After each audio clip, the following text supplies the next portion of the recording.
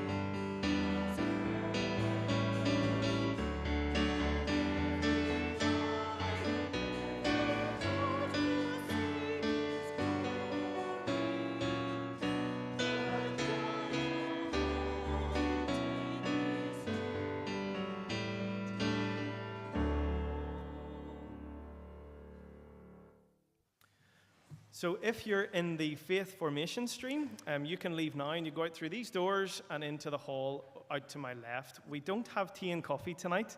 We're not being mean. That was deliberate. We thought it would just give both groups a chance to mingle a little bit in here and not be too constrained by time. But we hope to finish by about 8:15. So just pray you enjoy your evenings, and faith formation guys, you may go.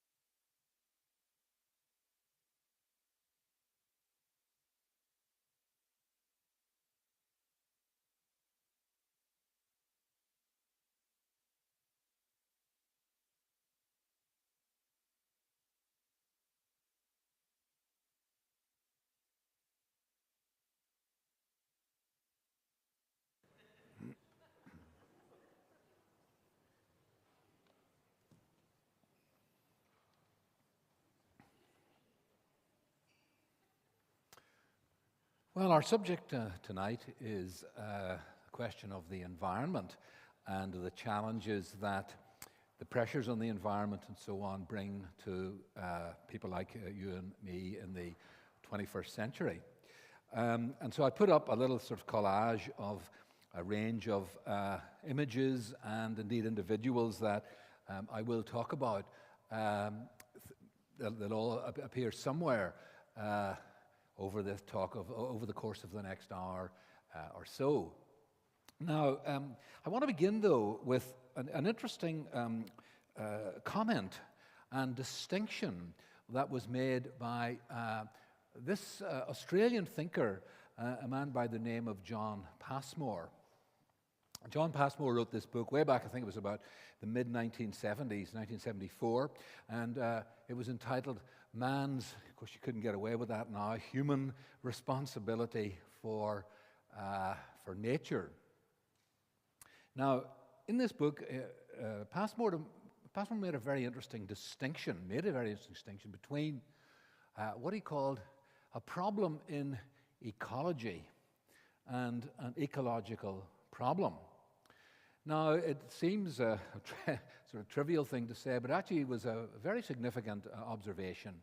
The first of these, a problem in ecology, Passmore said that this was really a scientific problem that had appeared in the environment. I mean, for example, how does DDT find its way into the fat of Antarctic birds? Now, that's a scientific question. It's a problem in ecology, and I guess there's a scientific answer to it. I have no idea what that would even look like, but nonetheless, that would be a problem in ecology. But he went on to say that was very different from an ecological problem. An ecological problem is a judgment that there's something in our world that has gone wrong, and there's something that we need to do to solve that problem.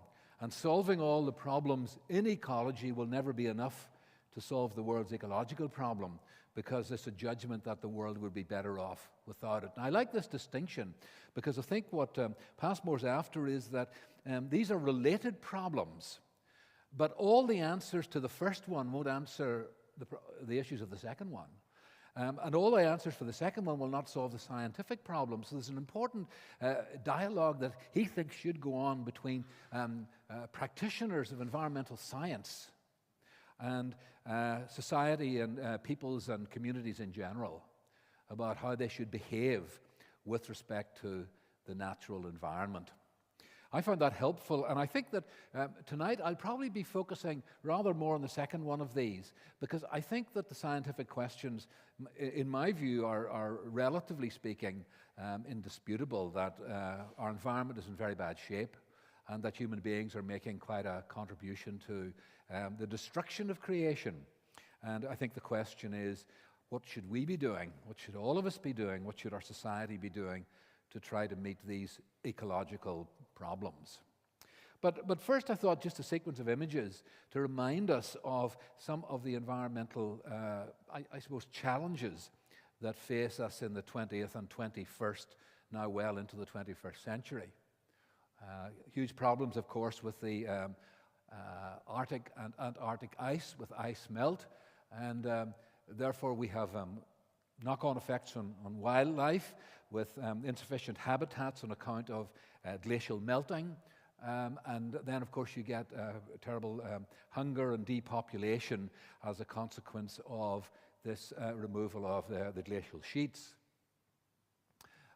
We're all familiar, I suppose, from our news screens with problems about flooding as a consequence partly of climate change, but also as a consequence of deforestation, and issues that are also around planning as to why populations continue to build in places that easily end up with situations like this, where flooding becomes a danger to life.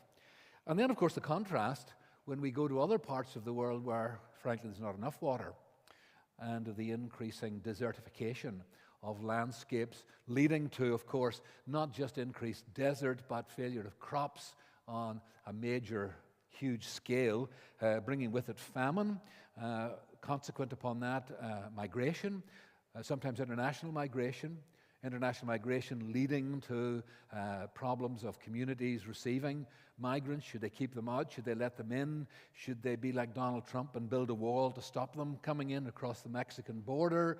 All of these sorts of things are attendant, though not exclusively the consequence of environmental change. And of course, poverty and starvation as a consequence.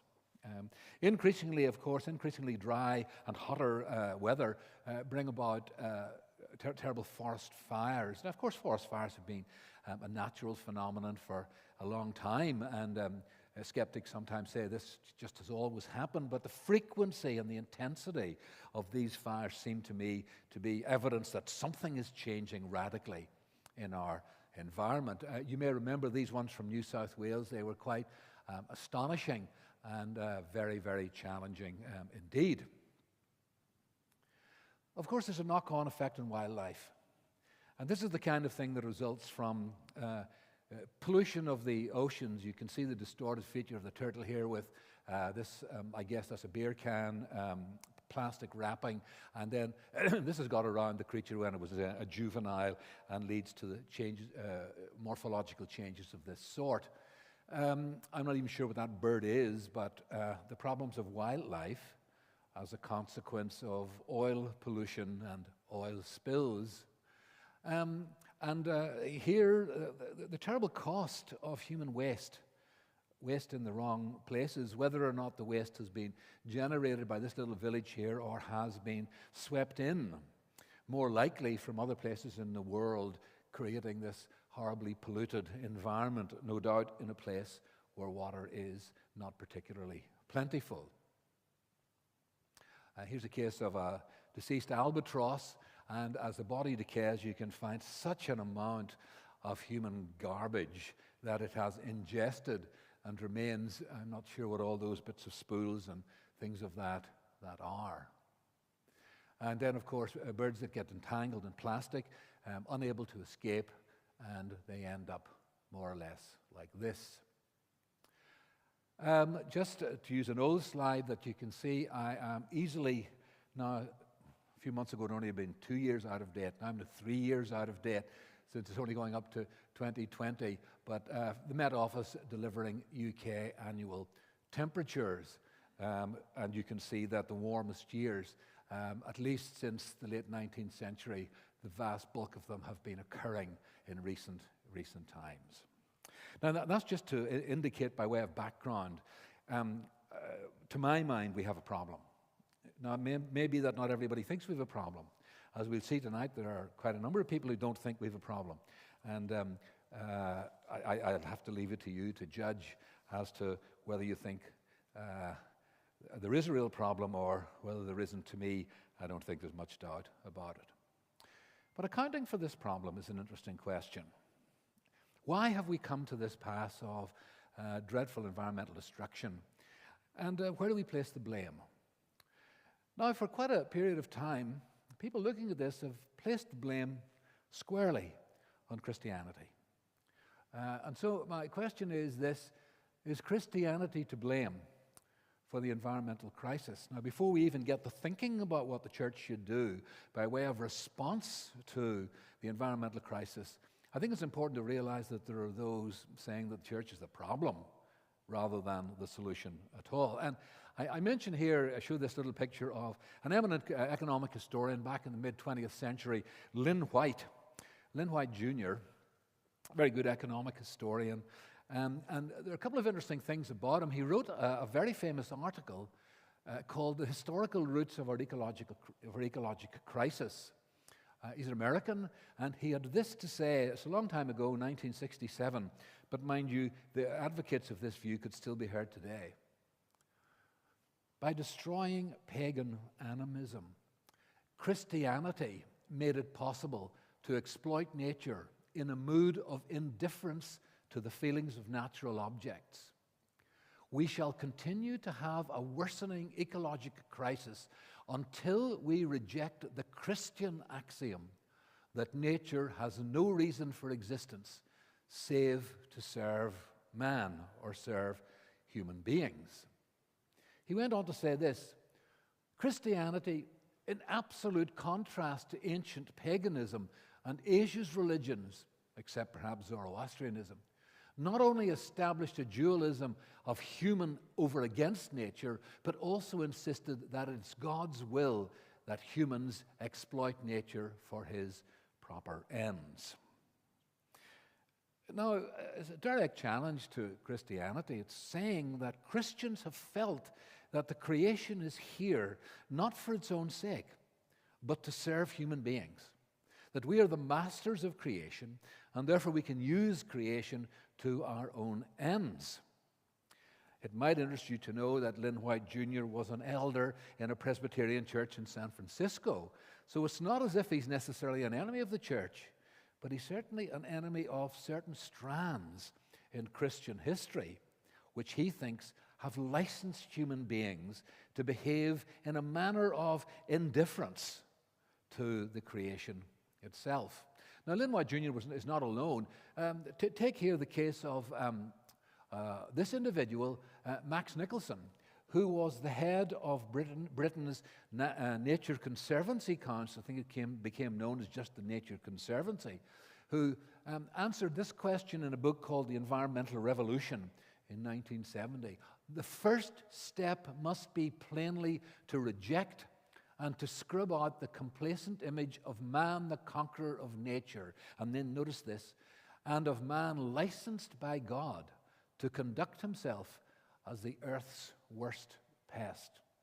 Now, I think what they're getting at here is that there have been traditions of Christian theology that have not for a minute challenged how we behave in the environment, but have kind of given it its benediction. They have said that it's perfectly right for humans to use nature for human purposes. Max Nicholson did not have any Christian convictions. And then, of course, the very, very distinguished historian Arnold Toynbee, he wrote an article around about the same time in the 1970s, The Religious Background to the Present Environmental Crisis. And he says this, and has nature no rights against this autocratic creator and against man, God's aggressive licensee? The remedy lies in reverting from the worldview of monotheism to the worldview of pantheism, which is older and was once universal. In other words, let's get rid of the monotheistic religions, Islam, Judaism, and Christianity, and return to paganism, an earlier pantheistic version of sort of God in everything that will bring about a much healthier attitude towards the environment. Now, I just begin with these three individuals to indicate that there has been this tradition of blaming Christianity for the environmental crisis. Now, I think this, of course, was wildly exaggerated. And I think that there really were very important voices challenging this way before the 20th century at all. But what I wonder is, how seriously did the church take these earlier theologians? Let me just share one or two of the comments that have been made by great Christians in our own tradition.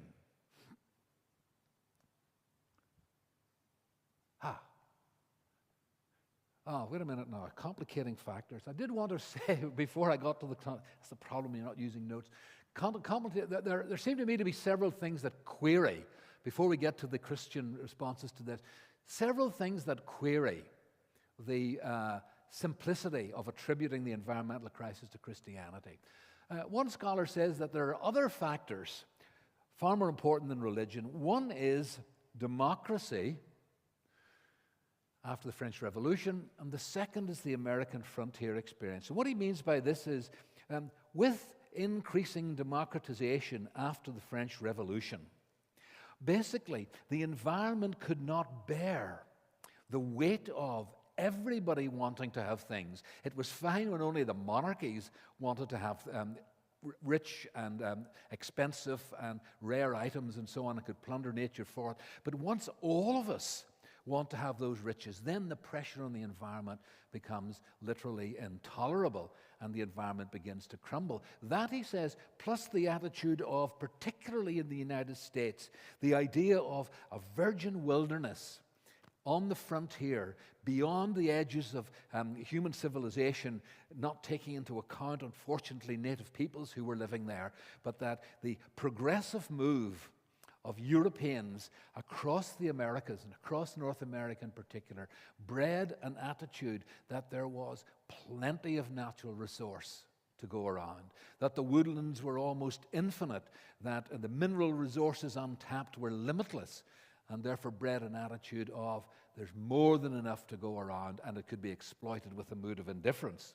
Another writer, a Chinese thinker, looked at the East, to which people like Max Nicholson had drawn his attention, look at Eastern religions, and found that they were every bit as problematic as Western religions with their practices of deforestation, rice terracing, and urbanization. And a Jewish historian at the time had this to say: the devastation of vast areas of the old world by the Arab imperial expansionists and the denudation of central Burma by Buddhism, he thought was just as bad as anything that had happened in the West, even though those religions were lauded by people like Lynn White.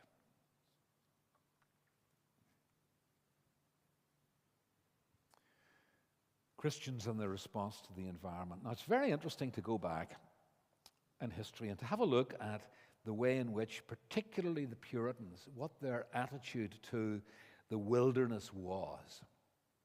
And here I think we see two sides of the Christian story. We see some things that are pretty negative, and they're part of our history, and we've got to be honest about them. But we also see some things that are quite positive, and I think that we should try to cultivate those positive images and practices, even while we don't forget the harm that the church has done to the environment. Go back to the 1660s. Michael Wigglesworth was a Puritan, and had this little pamphlet with an interesting title, "God's Controversy with New England," written in the time of the Great Drought in the year 1662. And he had this to say in his little poem, which is of course written in slightly antiquarian English, but I'll say it slowly, but you'll get the image, the very negative image that he has of the wilderness. Beyond the great Atlantic flood, there is a region vast, a country where no English foot in former ages passed. Now notice it.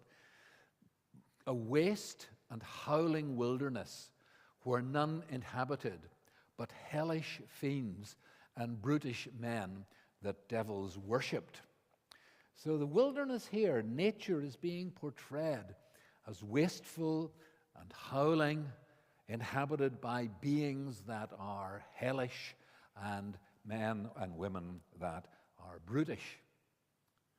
The dark and dismal western woods, the devil's den while there, saying that in the past the devil had up to now lived in those places. Beyond such glorious gospel shine as none beheld more clear, so they're beyond the reach of the gospel, but so is the environment, and therefore it's a dreadful environment, where Satan had his scepter swayed for many generations. Now at last, with the Puritan entry into the New World, The King of Kings has set up his throne to rule among the nations. Now, this is an attitude that's quite negative about the physical environment. Quite, whatever you think about the values of evangelization and missioning and so on, it's an attitude to the environment that is the counter to everything that God stands for. And therefore, it has to be tamed. It has to be brought under Christian control and Christian planning rather than seen for any of its beauties or glories. Now, the great Pilgrim Father, William Bradford, had a very, very similar attitude in 1620. When he's talking about the Pilgrim Fathers, what could they see but a hideous and desolate wilderness, full of wild beasts and wild men? And what multitudes there might be of them they knew not. The whole country, full of woods and thickets, represented a wild and savage hue. Now, the idea of clearing out the natural world, the wilderness, bringing it under civilized control, has been a very, very dominant theme in Christian theology. But there were always exceptions. And one of them was this: a person writing at exactly the same time in the 17th century, 1622, this writer had this to say, Thomas Morton, standing looking out on the wilderness. What a contrast this is. The more I looked, the more I liked it. And when I had more seriously considered of the beauty of the place with all her fair endowments, I did not think that in all the world it could be paralleled. In my eye, it was nature's masterpiece, her chiefest magazine of all, where lives her store. If this land be not rich, then is the whole world poor. A much more positive attitude in encountering the wilderness as a place of plenty, as a place of beauty, as a place of divine beauty, rather than the home of Satan and brutish men. The Bible, too, is quite interesting in how it considers the wilderness. This is an image, of course, of Hagar and her child banished to the wilderness. And the American Bible Society has this to say: through the experience of the Israelites in exile, we learn that while the biblical wilderness is a place of danger, temptation, and chaos, it is also a place for solitude, nourishment, and revelation from God. Here we've got the two sides of how Christianity is dealing with the physical environment. And indeed, we can continue that if we think of the life of Jesus himself. It's the first part of it, just the same quote. These themes emerge again in Jesus' journey into the wilderness, departing into the wilderness for prayer, and yet the wilderness being the scene and site of temptation.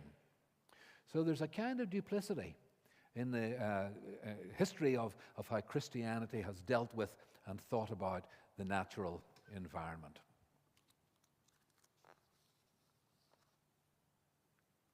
Now, to bring the story much more up to date, I want to talk about for a little while the development of the conservation movement and its contrast with preservation, and the way in which theologians much more recently, the 20th and 21st century, have begun to think about the environment, and then we'll get to some of the real challenges.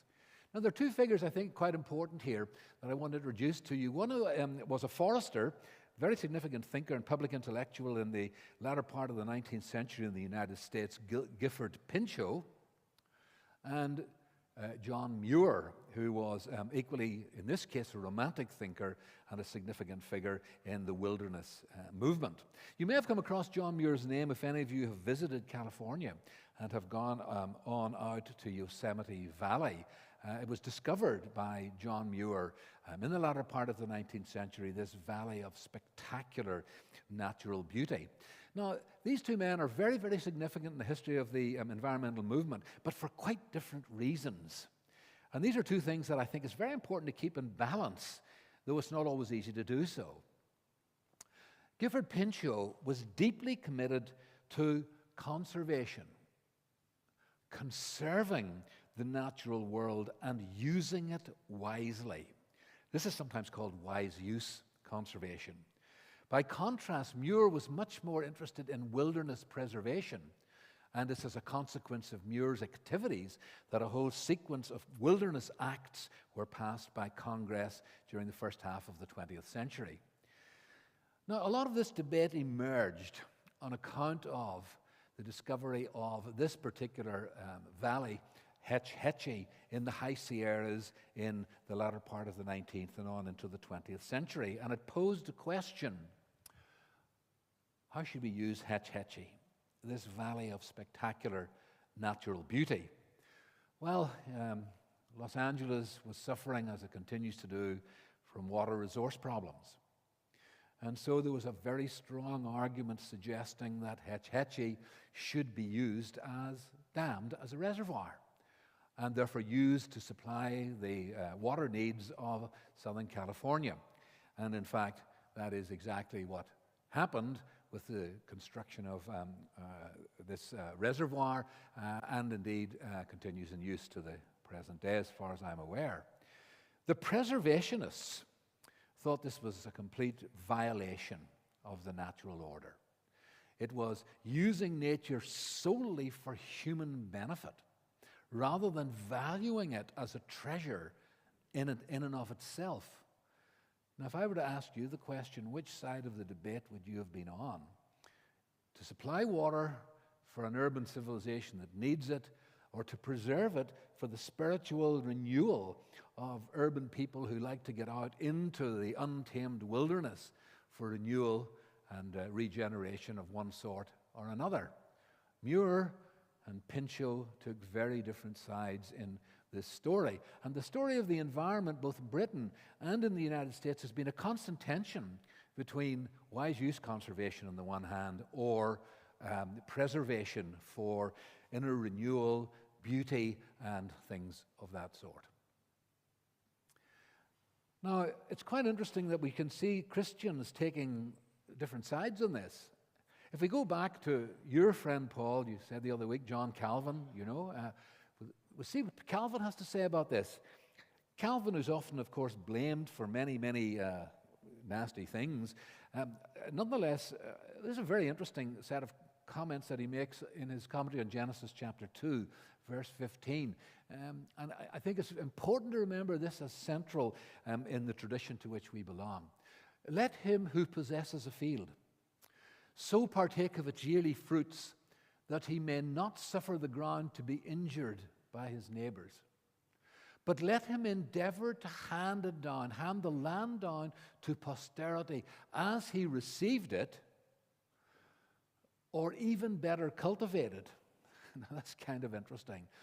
It's better if humans cultivate it to be wise, but it is to be wise use. Let him so feed on its fruits that he neither dissipates it by luxury, nor permits it to be marred or ruined by neglect.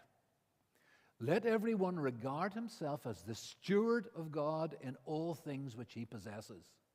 Then he will neither conduct himself dissolutely, nor corrupt by abuse those things which God requires to be preserved. I think that just simply Calvin's own testimony shows the shallowness of the analysis of Lynn White Jr. and some of those others that I mentioned at the beginning. There's a very, very clear conservation ethic that's at work in the theology of John Calvin. So we shouldn't be nervous about talking about environmental matters in a church context. This is very much part of our own Presbyterian heritage. Carolyn Merchant, contemporary historian, looks back to some other figures in the 18th century and says something very similar about William Derham, in which you see in the third line, Derham had stressed that humans were stewards over the creation. God made men in his own image as wise conservators. In the designed earth of John Ray and William Derham lie the roots of environmental recovery. Now here's a secular historian looking back to these theologians, the Reverend John Ray and the Reverend William Derham in the 18th century, finding the roots of environmental retrieval in their writings. Here, she says, an awareness of environmental decline wrought by improvident depletion of resources for commercial gain could be countered by conservation. Conservation was rooted in an ethic of human stewardship over creation. I can see there quite an interesting thing for us to ponder on: conservation versus commercial gain. And that's something I'm going to be returning to before I finish later this evening. I could replicate this several times over with the Reverend Gilbert White, who even says something quite interesting towards the end of this little quote, that, and it's not just now for wise use. Notice what he says here: the most insignificant insects and reptiles are of much more consequence and of much more influence in the economy of nature than the incurious are aware of. Earthworms, though in appearance a small and despicable link in the chain of nature, yet, if lost, would make a lamentable chasm. Here, I think you have the theology of the earthworm, and it's not a bad place to begin. And you know, he's not alone. Another religious writer at the time, Christopher Smart, had this to say: the beetle is precious in the sight of God, though his appearance is against him. Goodness knows what he might say about some of us. Charles Wesley instructed parents not to allow their children to needlessly harm any living thing, including snakes, worms, toads, and flies. I wonder how many of us have practiced that over the past few years. Now up into the 21st century, just if you're interested, when we think about the wilderness and environmental matters, there are a whole spate of Christian writings that are available for Christians thinking seriously about this huge environmental challenge. Earth-keeping, Christian stewardship of natural resources, the Bible and ecology, hope in an age of despair, political theology of climate change. Theologians have progressively taken on a green agenda and have come to the realization, I think rightly, that the environment is not a single Sunday night in January at Kirkpatrick, but should be part of our everyday thinking about God, worship, and creation. And that's what I'm going to try to encourage you to do tonight. Pope Francis brought out this really very important book, I think called Our Mother Earth, a few years ago, a Christian reading of the environmental challenge. I think there are some, to me, very memorable little observations that he has in this book, and I'll just read one or two of these to you. I think that we should ponder very seriously what Pope Francis is actually saying here. In our time, he wrote, we have forgotten the active and open dimension of being, instead privileging the dimension of having. A possessiveness that leads to closure, where human beings define themselves and recognize themselves only to the extent of their material goods. You scarcely have to see any reality show on television these days where having doesn't triumph over being. And I think that Pope Francis is absolutely correct here. Pollution, global warming, climate change, the loss of biodiversity, the effects of uncontrolled exploitation are destined to grow exponentially if there is no change of direction in the short term. We need an environmental conversion, Pope Francis says. That is possible through the promotion of a truly ecological education that would create, especially in the young, a renewed awareness and ultimately a renewed conscience. Well, if he's right about that, I think that it would be important for churches to take on environmental responsibility as a key element of the education program that we should be engaged in as church members. Now, so far, I think I've been outlining what the challenge is, that Christianity has share in the blame, but certainly that's not the whole story. And some, I think, inspiring comments from people from John Calvin to Pope Francis about how Christians should be behaving and thinking about the environment.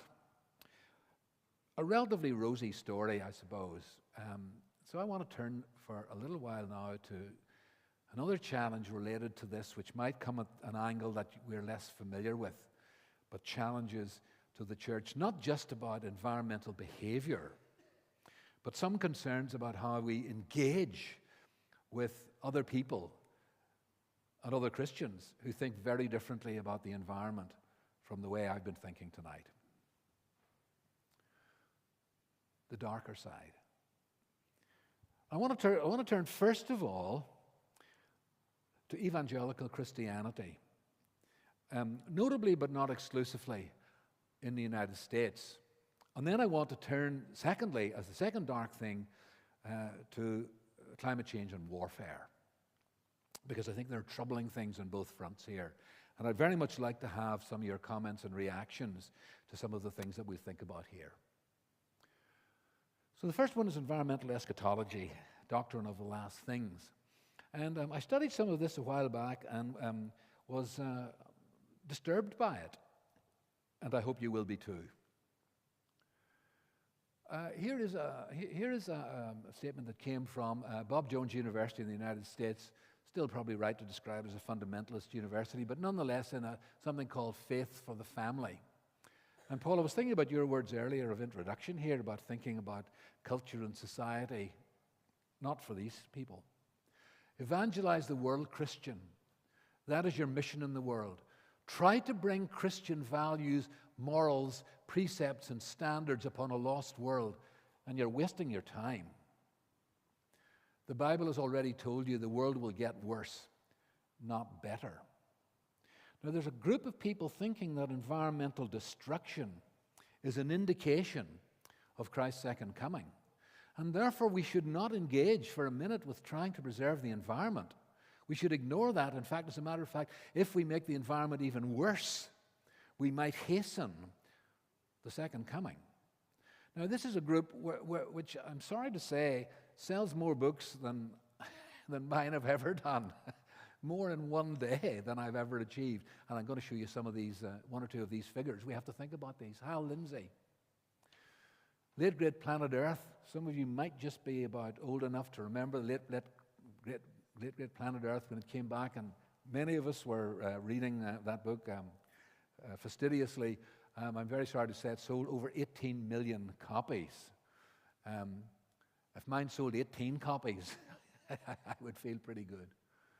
God sent us to be fishers of men, not to clean up the fishbowl. Presbyterian minister Vernon McGee, you don't polish brass on a sinking ship. If the earth is going into conflagration, don't bother yourself with trying to save the trees or the dolphins or anything else. It's a worthless task.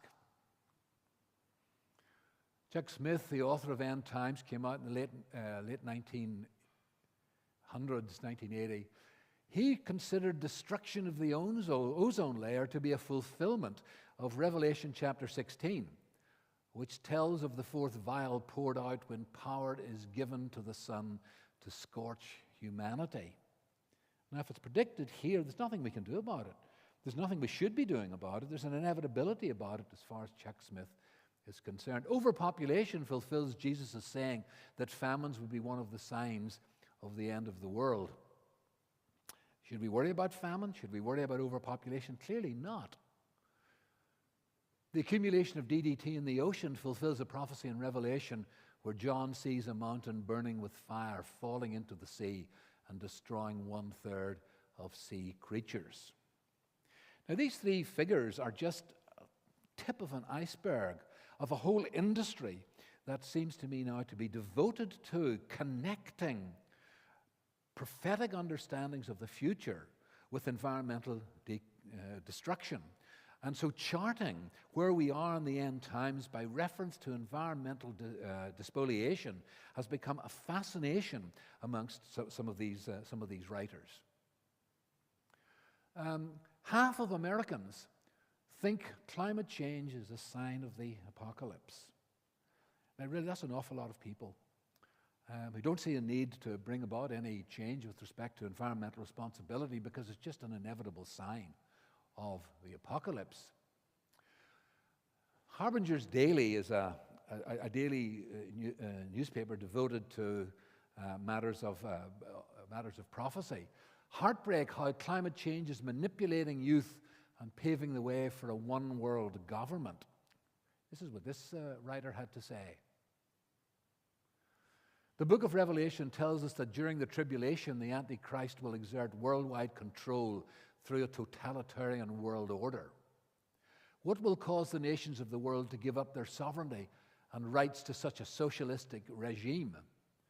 I believe he will convince them that their only hope of survival is to join together against the threat of worldwide devastation through global warming. We see this already at work.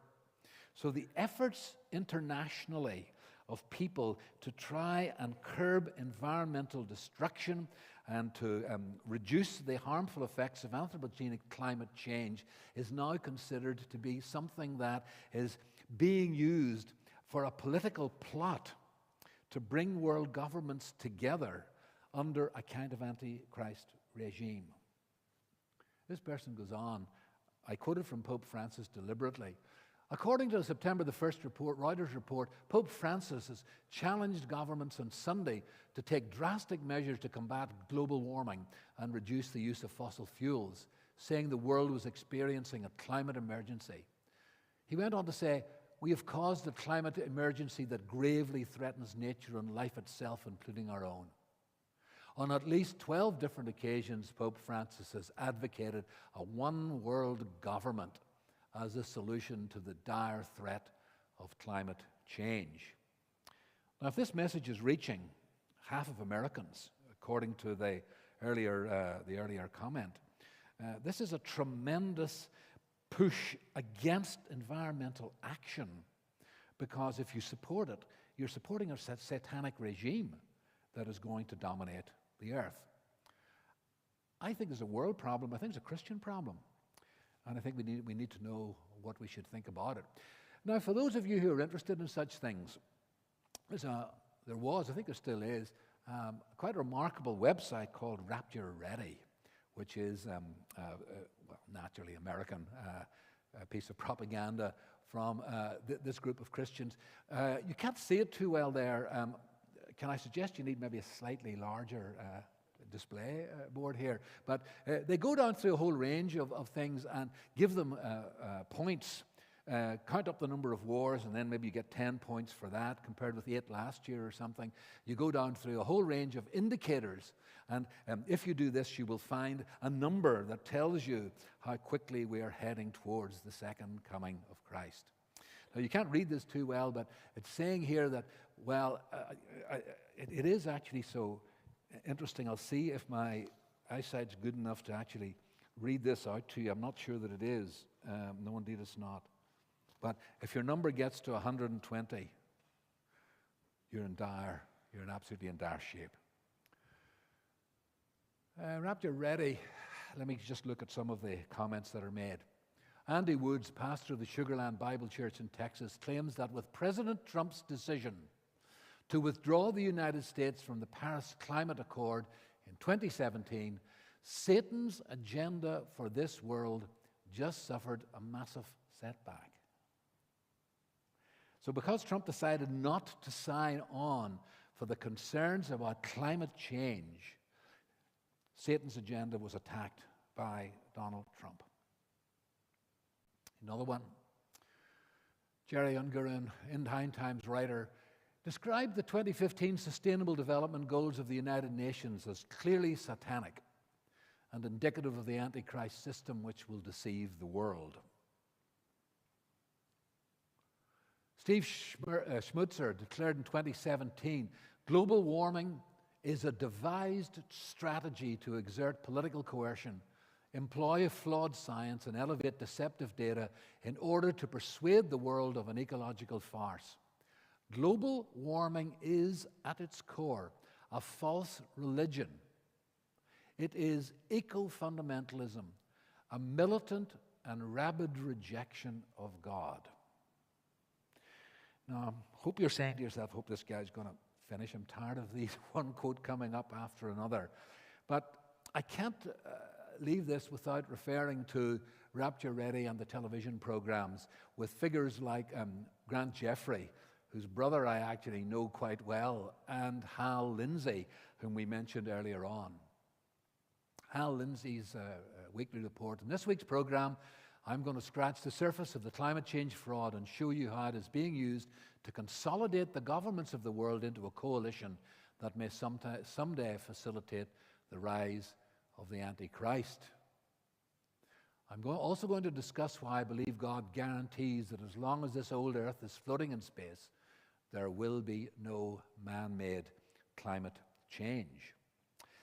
So I think what I'm just simply trying to say here is that despite the comments of people like John Calvin, and despite the comments of one or two of those others, John Wesley and so on, that I mentioned earlier on, we still have Christians who seriously think that the questions of environmental destruction are a plot to deceive us, even though we have seen the consequences of significant climate change in our very own day.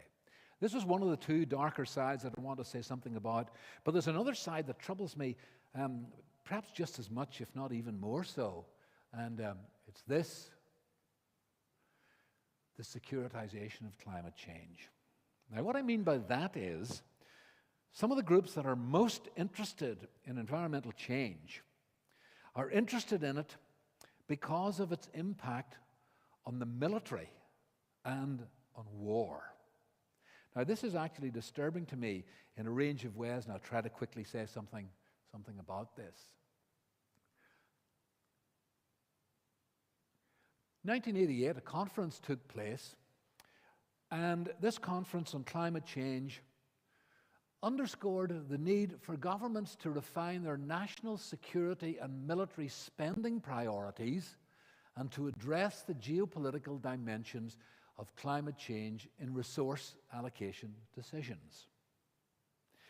Now, what this person was actually saying is that climate change is a military and a national security issue. It's not just a matter to do with justice or a matter to do with survival. It's to do somehow with military power.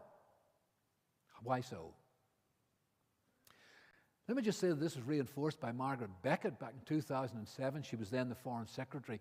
Recent scientific evidence has reinforced and in some cases exceeded our worst fears. It has given us a picture of the physical impacts on our world that we can expect as our climate changes.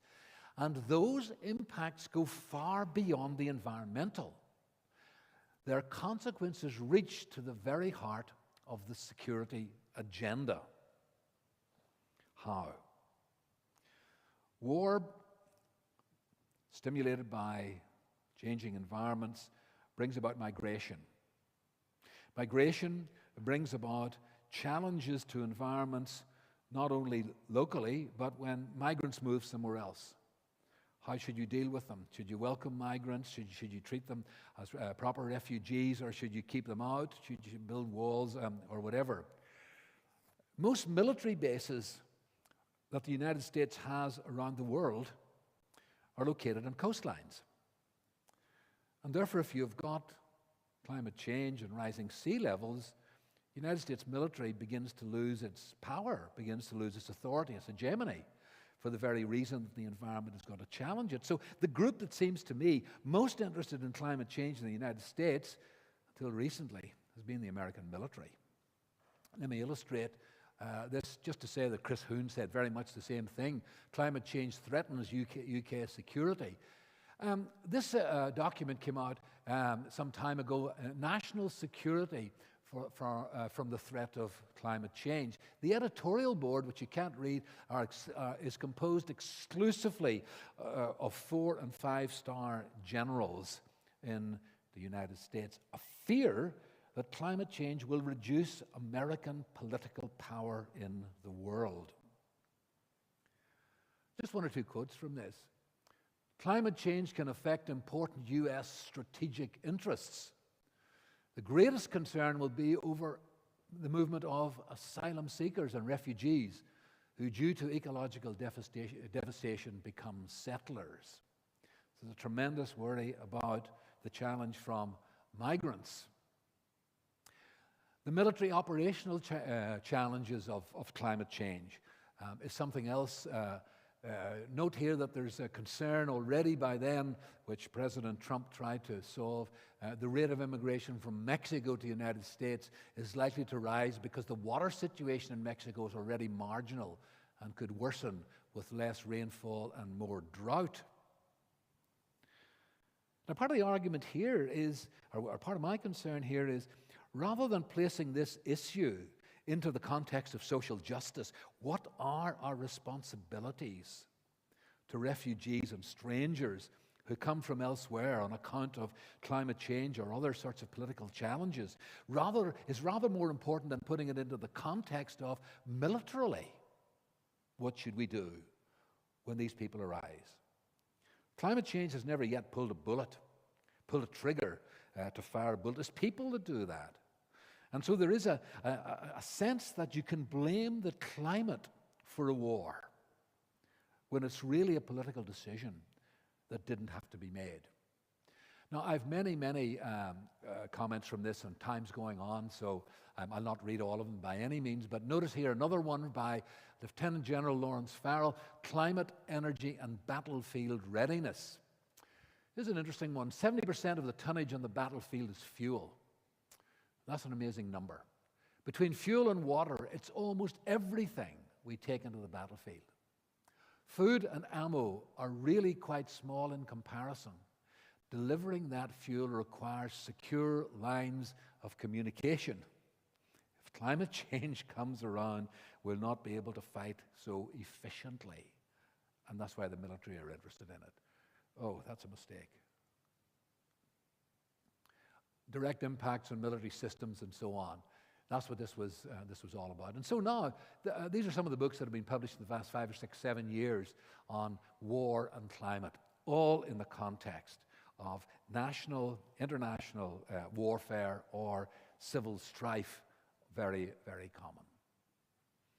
common.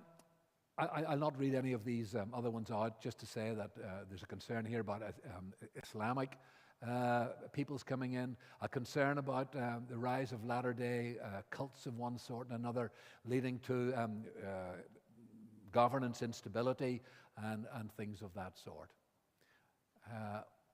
But, you know, it's far too easy to connect civil war simply to climate change. And I was very, very struck by the way in which we can blame climate change for many things that are actually our own responsibility. And this case of this Bangladeshi farmer struck me when I read it not so very long ago. His story shows that the ease with which we link climate change to conflict turns out to be far, far too simplistic. Here's the comment that was made in this piece. The loss of natural resources in the area due to climatic stress certainly played a role in this conflict that Muzaffar faced. However, so did land politics and power dynamics, social stigmatization, discrimination, and the legacy of colonialism. Some governments are interested in climate change because it can be blamed for warfare, where that warfare might lie in areas more to do with equality and social justice. Well, I'm just about finished, and I want to make 3 proposals to you for how, as a church, we should go forward. 3 principles that I find extremely difficult to put into practice. So, like every good preacher, I'll tell you that you should put them into practice. We need a political economy of enough. No one's going to win an election in Britain on a claim that we've got enough. Everyone has to believe in growth of one sort and another. But I think we've got to think about when enough is enough so that we don't continue to stress the environment the way they are. Here are a few biblical comments just about this for you to ponder. Philippians 4, I have learned to be content in whatever circumstances I am. But godliness with contentment is great gain. For we brought nothing into the world, and we can take nothing out of it. But if we have food and clothing, we will be content with that. Luke 3. And some soldiers were questioning him, saying, "And what about us? What shall we do?" And he said to them, "Do not take money from anyone by force or accuse anyone falsely, and be content with your wages." Now, I know in this day of strikes, I'm being rather risky saying this, but it's worth pondering. It certainly is worth pondering. I think I have another one here.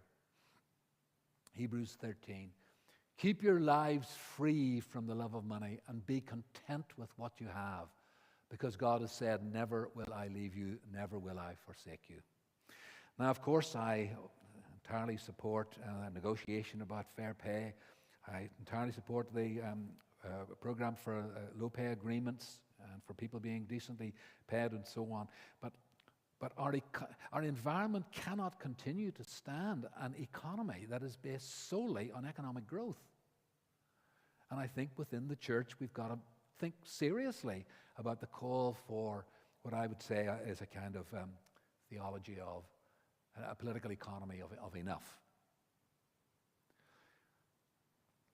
Rather than putting environmental migrants into the category of militarization, I think we should pause and try to develop a theology, a justice theology of migration.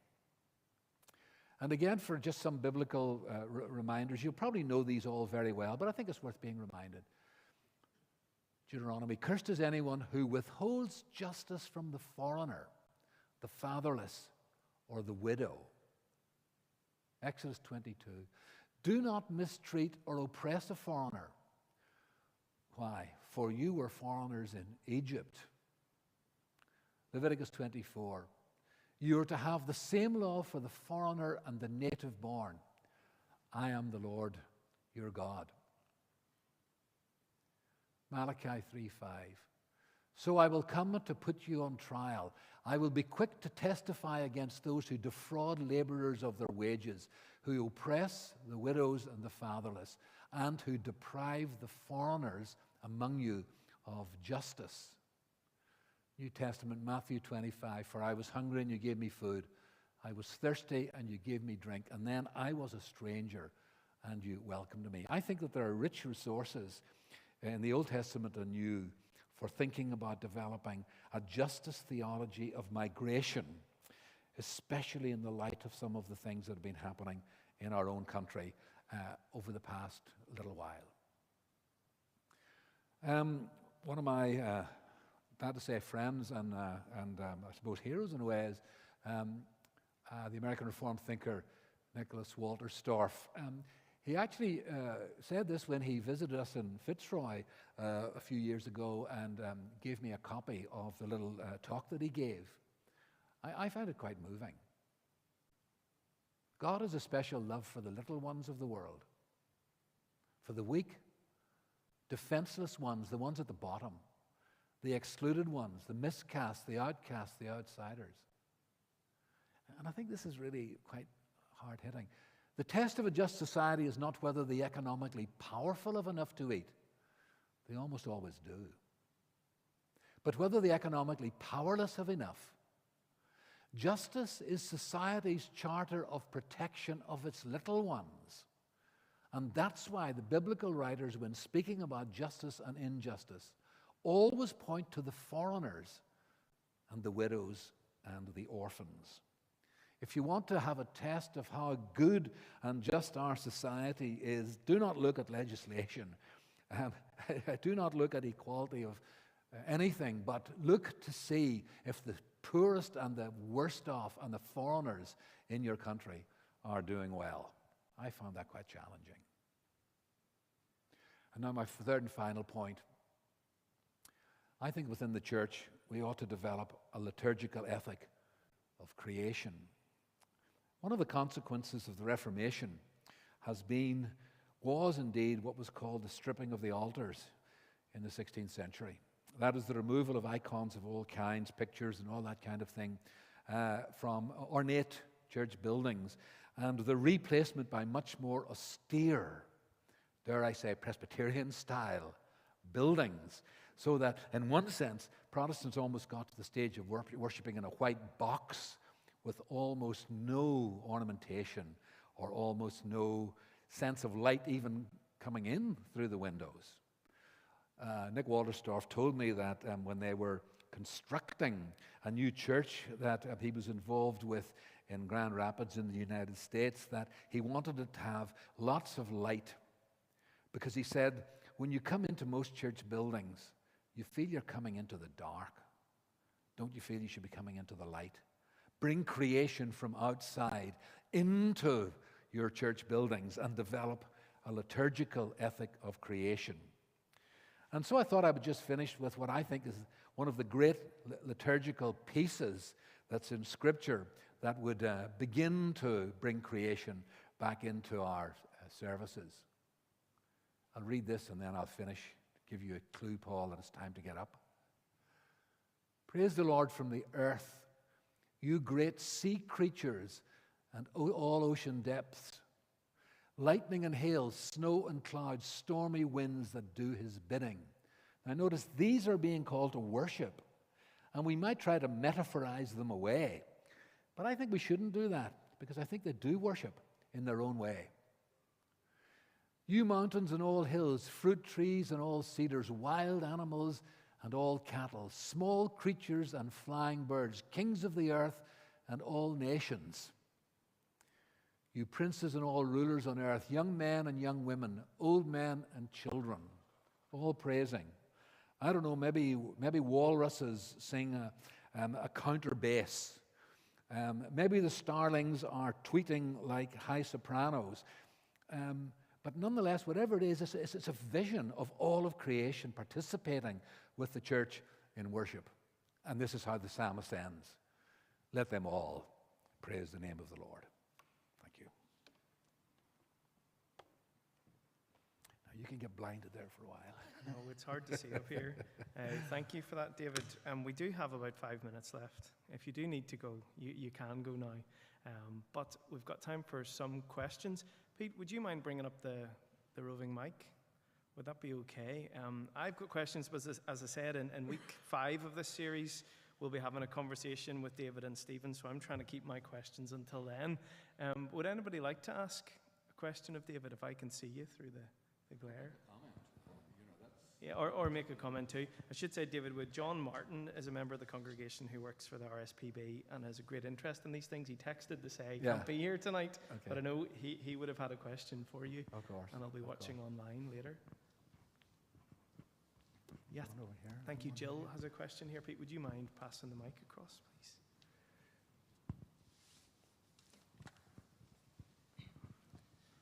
Thank you for that. I particularly enjoyed your 3 proposals at the end, which move us to action. In terms of the political economy of enough, that certainly is a problem nationally and internationally. In our churches, particularly in middle-class churches, I work in the environmental sector, and I always get the sense that looking after the environment and being more interested in it is about e-cars and reusable cups and burning particular types of fuels. Keep going, you're on a roll here. But I could go on.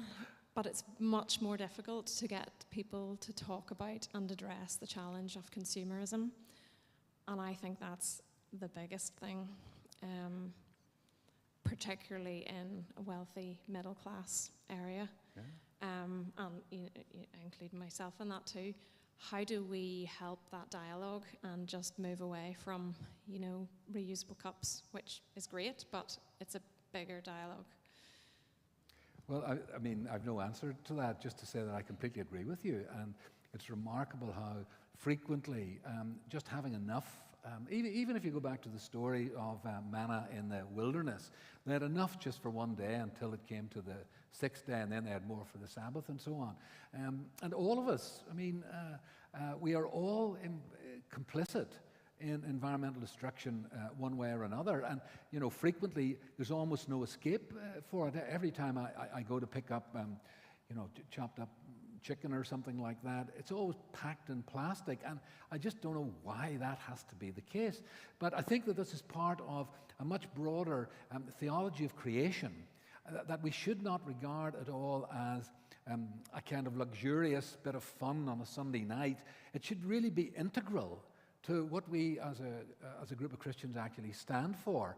And I think that would be good if churches would talk about this and talk locally about what are the ways to meet these problems. Suffice to say, I agree with what you say. Thanks, Joe. Any other questions? Yeah. Yes, Lizzie. You can stretch the mic across there.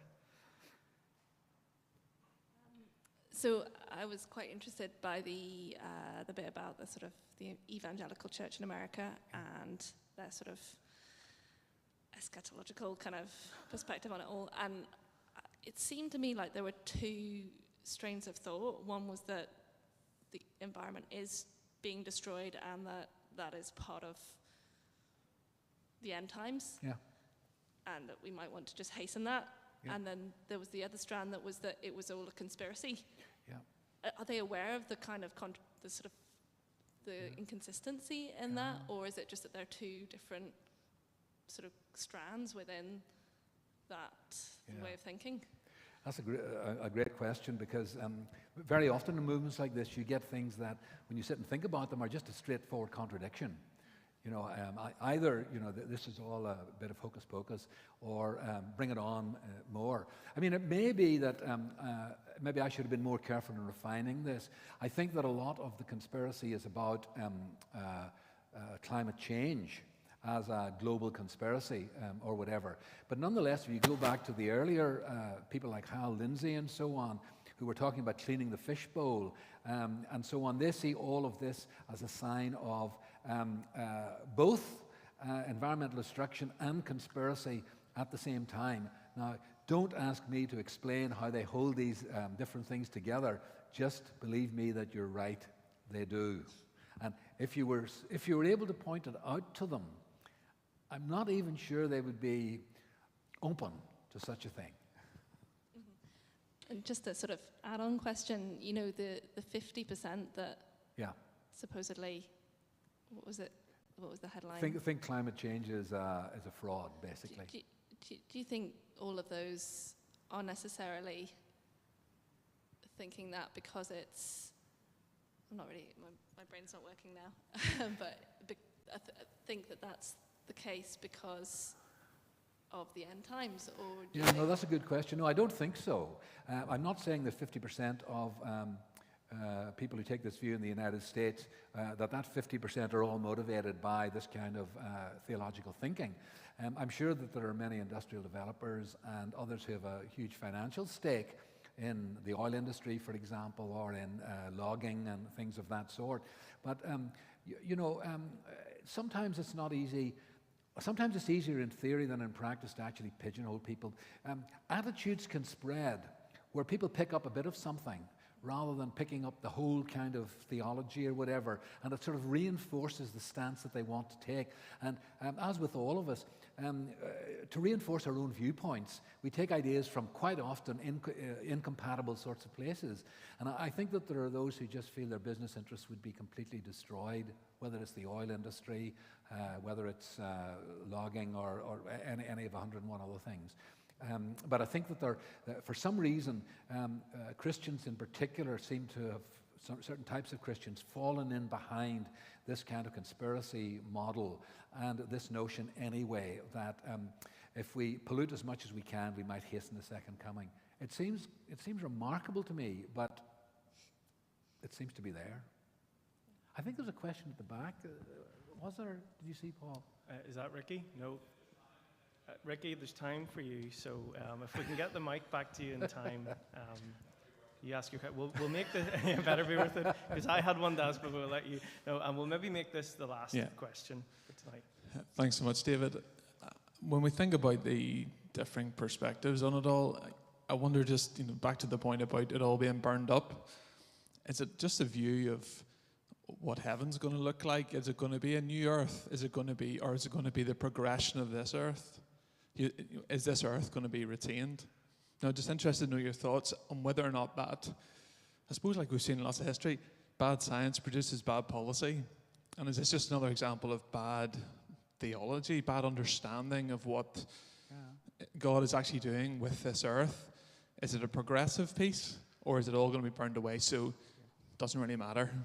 So I'm interested to hear your thoughts on that. That's a really interesting question. I mean, in a really honest sense, the answer is, how would I know? I mean, how would any of us know until we actually get there? And I know that people fight over the theology of this sort of thing. My own instinct is that the new heaven and the new earth, I think will be on this earth, and I think it'll be transformed. My own view is that, I think this is my own view, but I mean, it could change or whatever, that in the world to come, I believe that God will be able to take the snarled up things of this earth that were used for evil purposes and transform them into something new. So, I mean, it may well be, for example, that atomic silos could be used for, I don't know, swimming pools for kids, or maybe a mafia leader could be transformed into being a great planner for worship services. I don't know, but I think that the continuity between here and there, for example, I think Yosemite Valley will be there. I hope that shortbread from Edinburgh will be there. Honestly, maybe wine from Provence, or whatever. I mean, I remember saying this once at a meeting of the General Assembly. I was giving a talk on something like this, and I said, I'm sure they'll be able to find something in a hochel that will be there. And afterwards, a woman came up to me and said, I'm the one from a hochel. David, good question, thank you. That's the second time a hochel has been mentioned here today. A hochel got a mention. Consider it prophecy. Consider it prophecy. Yeah, because maybe I'll throw in a bit of a question here, because just what you were asking, Ricky, I was thinking of Revelation and that image of the Garden City. Yeah. And it's interesting that so much of that sort of skewed eschatology that we're hearing from North America is actually based on Revelation. Yeah. And I was chatting to a ministry colleague who happens to be from Nigeria, studying in PCI, who was lamenting the fact that in our denomination, we're always looking to North America for the voices to bring over for conferences or whatever, white North Americans. And my limited experience of being in another place this year in the Middle East and encountering theologians from across the world, and realized that we're not part of a much bigger conversation going on in the church. Yeah. And I wonder, as I was listening to you tonight, is part of the problem just a problem of this sort of, in the Western world, we're privileged to be able to think, well, it's okay if this planet all gets burned up because we're the privileged ones, we're going to be okay. It's the folk in the developing world who are suffering, and it's very humbling to listen to theologians in places like the continent of Africa who are actually looking at some of these issues that are perhaps not being explored in the same way by theologians in the West. Well, I completely agree with that. I mean, the whole issue, it seems to me, about the legalities around climate justice are precisely to do with the fact that the people who are going to suffer most are the people who have not produced the pollution, but those in the West who have done so. I mean, we've had our industrial revolution. They haven't had that in other parts of the world. Why should they not? Yeah. And it's very easy for us in the West to kind of preach sermons to them. But I think that it's also just good for Christians in any part of the world to learn what the Christian church is like somewhere else. I remember reading of something that really struck me very much by the historian of missions, Andrew Walls. And he said, imagine yourself, maybe even like this, but imagine you're sitting in a theater and you're watching a play. But everybody's seat is different. Some people are maybe sitting behind a column. They can't see everything. They've got to stretch a bit. Maybe there's a bit out on the one side and they only be able to see one part of the stage. Maybe somebody's sitting out over there and they can't see it all. And I said, imagine that on that stage is the entire drama of the Christian faith. But where you're sitting, you can't see it all by virtue of the seat that you're sitting in. Your seat might be your gender. It might be your race. It might be your political outlook. It might be your geographical location in the world. The only way to get a full panorama is to talk to people in other seats And I think it's very much like that on this particular topic. We need to talk to African theologians. We need to talk to Christians in the Middle East. We need to hear from Christians in Russia or whatever on any of these problems, because we are bound to be missing perspectives that they can bring to a dialogue that would help us. Look, thank you, David. You're getting a break next week. Yes.